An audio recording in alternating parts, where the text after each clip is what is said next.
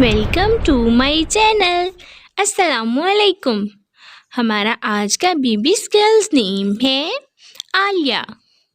आलिया की इंग्लिश में स्पेल्स हैं ALIYA। आलिया।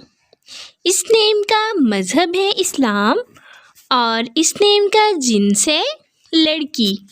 ये एक इस्लामिक नेम है और मुसलमान घरानों में ये लड़कियों का रखा जाता है नाम। आलिया।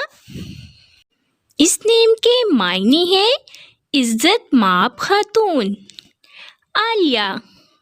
इस नेम के हरूफ की बात करें तो उर्दू में इसके 4 हरूफ के साथ एक लफ्ज़ बनता है आलिया और इंग्लिश में इसके 5 वर्ड 1 लेटर आलिया।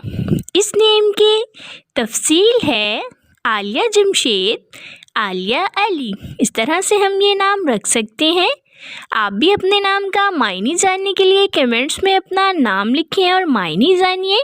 एंड अपने नाम की स्पेशल वीडियो बनवाने के लिए भी आप अपना नाम मेरे कमेंट बॉक्स में कमेंट कर सकते हैं। Please subscribe my channel, like, comment and share.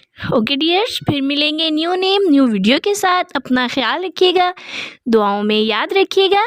अल्लाह हाफिज़।